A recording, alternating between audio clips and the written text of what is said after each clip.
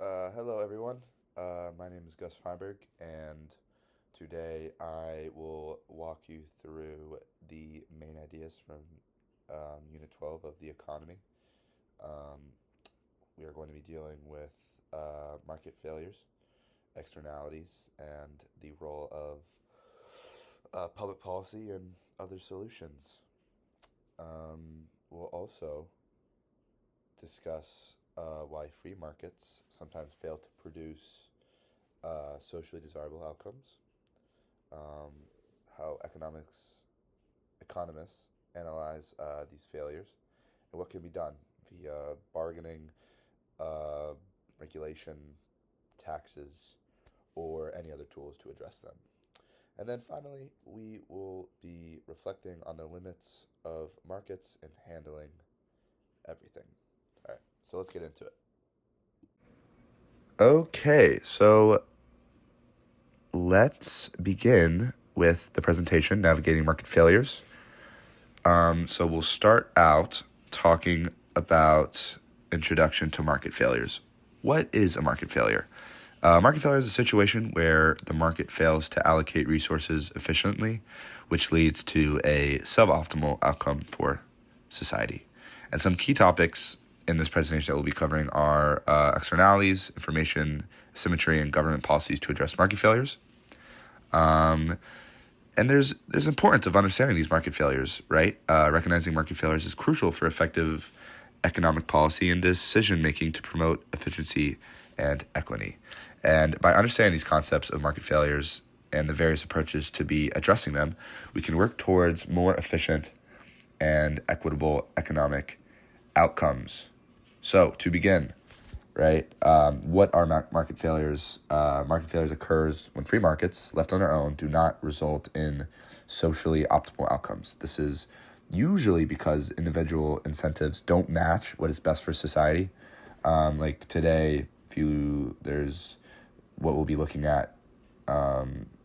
What our major sources of market failure include externalities, which are external effects, asymmetric information, and public policy gaps or limits of market allocation. Now, to explain external effects, externalities, an externality is a cost or benefit of an action that affects someone who's not directly involved in that transaction, right? A negative external, there's two different kinds. There's negative and positive externalities.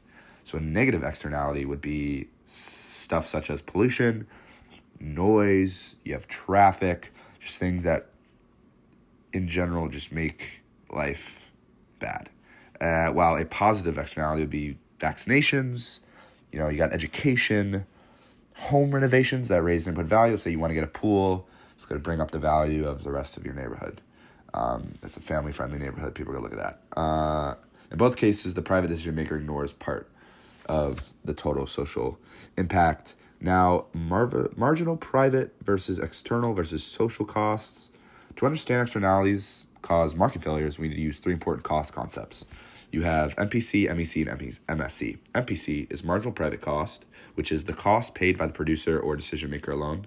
You have MEC, which is marginal external cost, the cost imposed on others who are not part of the decision, and marginal social cost, MSC, the total cost to society. So the key idea there is markets are efficient only when MPC equals MSC, right? But in the presence of externalities, especially negative ones, the MSC becomes greater than the MPC, meaning firms produce too much from society's perspective. Now, if you apply all these concepts, right? Pollution from factories, traffic congestion, vaccinations, what you get. So pollution from factories. Firms consider only MPC, so they produce more than what is socially optimal, right? The MEC, health problems, environmental damage, is ignored. While traffic congestion, you get each driver imposes a delay on others, which is MEC, but pays only their own fuel and time costs, which is MPC. And with vaccinations, positive externalities lower disease spread, meaning individuals may underinvest compared to what society would prefer. Now, bargaining solutions to market failures, right? It's a theorem, the Coase theorem. One approach to solving externalities is private bargaining. According to the Coase theorem, if property rights are well defined and transaction costs are low, private parties can negotiate efficient outcomes on their own. So that means no government intervention would be needed. So for example, right, a neighborhood negotiates with a noisy restaurant to reduce sound levels in exchange for compensation. So the limitations on those would be probably high transaction costs. You'd probably get large numbers of affected people, and there'd be a lot of unequal bargaining power. So a lot of people would have power over others. But because these conditions rarely hold perfectly, private bargaining can help, but is not always enough. Now, government policies to correct market failures: taxes on negative externalities, subsidies for positive externalities. You get regulation, probably tradable permits, which is cap and trade for pollution. And the goal of this is to align private incentives with social costs and benefits. All right, so asymmetric, and you also have stuff like asymmetric information, right? Moral hazard and adverse selection. When another major market failure arises when one party in a transaction has more information than the other, that would be that, right? There's an example. You get adverse selection and moral hazard. Adverse selection occurs before a transaction. For example, like in health insurance, people with higher health risks are more probably likely to buy coverage, which drives up costs, pushing healthier people out of the market. And then with moral hazard, usually occurs after a transaction. When someone becomes insured, they may take more risks because their insurer bears the cost. Both reduce market efficiency and can cause markets to shrink or even collapse without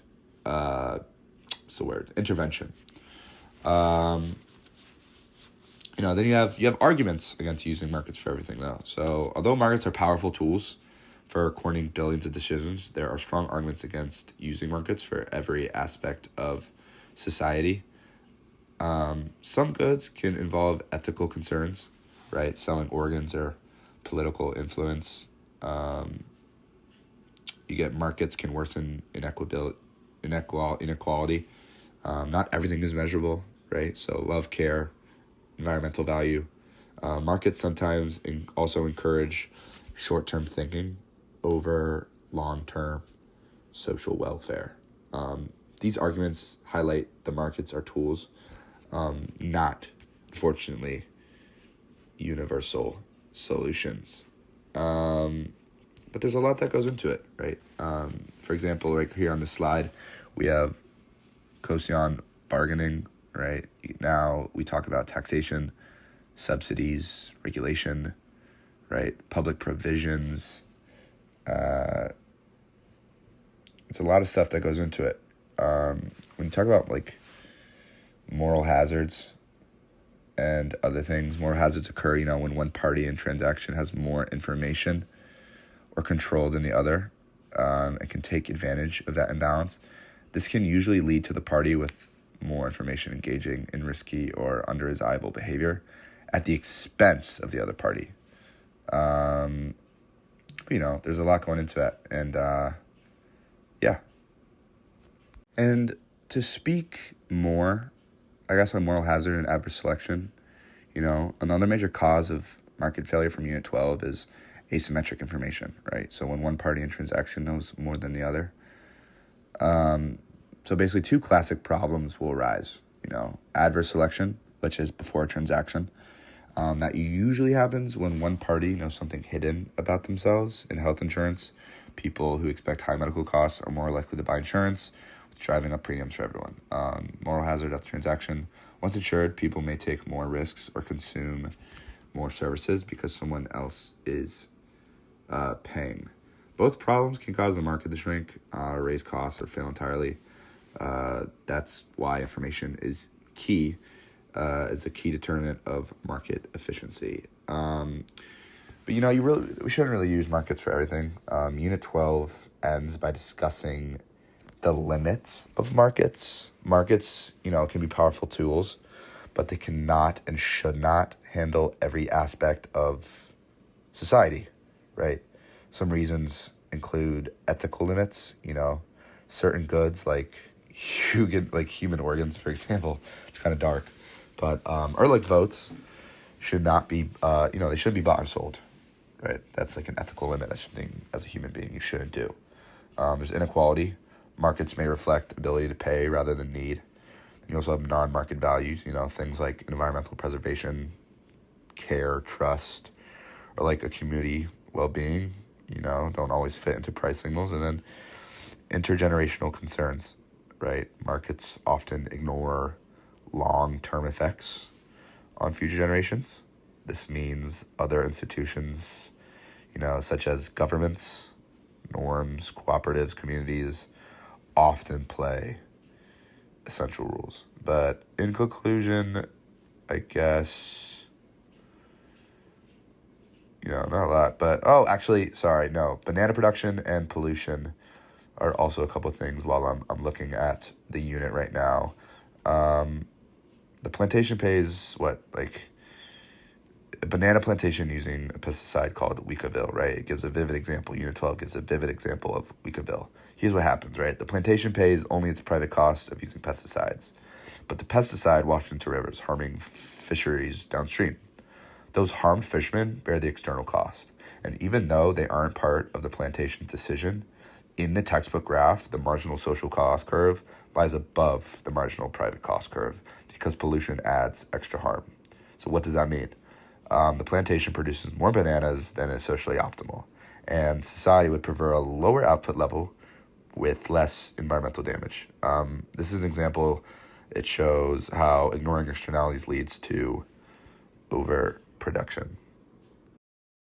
And there we go. That's the end of the presentation. Our conclusion, to conclude, is that markets often do a great job of coordinating economic activity, but only when prices reflect all costs and benefits, and when property rights and information are well defined. With externalities, both positive and negative, um, it means that private decisions can harm or benefit third parties.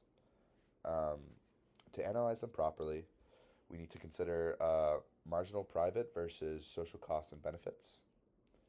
And then private bargaining may sometimes correct externalities, but it often fails. That's why public policies such as taxes, regulation, subsidies play a key role in achieving um, socially efficient outcomes. Uh, Asymmetric information, which is like adverse selection and moral hazard, introduces further problems that markets struggle to solve. Um, and then finally, there are moral and practical limits to what markets should handle, right? Some goods and values may be better served by non-market systems. So there you go. Thank you so much, and I look forward to a good rest of the year.